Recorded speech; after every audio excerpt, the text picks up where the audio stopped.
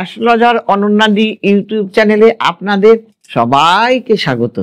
আজকে কি নিয়ে বলবো বলুন তো?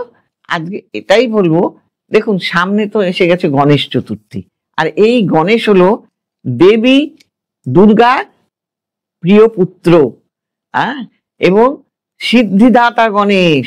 এই গণেশ দেবীর আশীর্বাদে যে কোনো পুজো করার আগে কিন্তু আগেই সিদ্ধিদাতা গণেশের পুজো করতে হয় যে কোনো কাজে সিদ্ধি লাভের জন্য।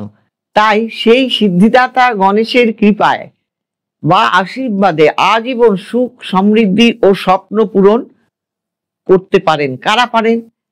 সেই গণেশের প্রিয় রাশি কোন রাশি, আমি সেই নিয়েই আজকে আলোচনা করব। আপনি আছেন কিনা দেখে নিন, আপনার রাশি এর মধ্যে পড়ে কিনা। প্রথমেই বলবো মেষ। সিদ্ধিদাতা গণেশের কৃপায় সর্ব বাধা থেকে সফলতার শীর্ষে পৌঁছে যায় এই রাশির লোকেরা।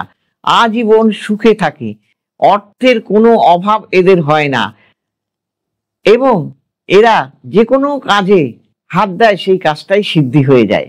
সকলের সঙ্গে ভালো ব্যবহার করেন, মানুষের জন্য এরা অনেক কিছু করেন, এবং মানুষের প্রতি এদের ভক্তি শ্রদ্ধা এদের থাকে।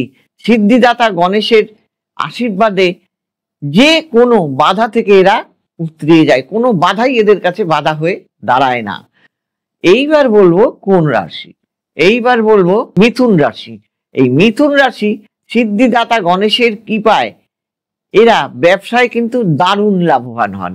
আর মিথুন রাশির কার ঘর? বুধের ঘর, আর বুধ মিথুনের প্রিয়। আর এই বুধের মিথুন রাশির ঘরে মিথুন রাশিকে এত আশীর্বাদ দেন যে তারা ব্যবসা করলেই 6 লাখ হয়ে যায়। চাকরিতে তারা পদোন্নতি করে, এবং অর্থের লাভবান, যে কোনো ব্যবসায় অর্থ খাটিয়েও এরা লাভবান হয়। এবং সমস্ত কিছু বাধা অতিক্রম করে শত বাধার মধ্যে দিয়েও আর্থিক উন্নতি লাভ এরা করে থাকেন, এবং জীবনে সুখ সমৃদ্ধি এরা পেয়ে থাকেন। এবং যারা মিথুন রাশির লোক হয় তাদের তো বুদ্ধি প্রচন্ড থাকে, প্রখর থাকে, এবং সেই বুদ্ধি যদি ভালো থাকে তারা অঙ্কেও ভালো হয়ে থাকেন। কাজেই এরা বুদ্ধির দ্বারা বৈতরণী পার হয়ে যায়। সেই বুদ্ধিটা দিয়ে থাকেন কে? না, গণেশের আশীর্বাদ পান বলেই হন। আবার গণেশজির অন্যতম প্রিয় রাশি হলো কে? সে হলো মকর রাশি। এর ব্যবসায় যত বাধাই এরা ব্যবসার মধ্যে থাকুক না কেন, সেই বাধা কাটিয়ে সে সফলতার জায়গায় এগিয়ে যায়, উন্নতি লাভ করে জীবনে। কর্মে কোনো বাধাই এদের কাছে বাধা হয়ে দাঁড়ায় না। এরা জীবনে শত বাধা আসলেও সফলতার জায়গায় শেষে তারা পৌঁছে যান।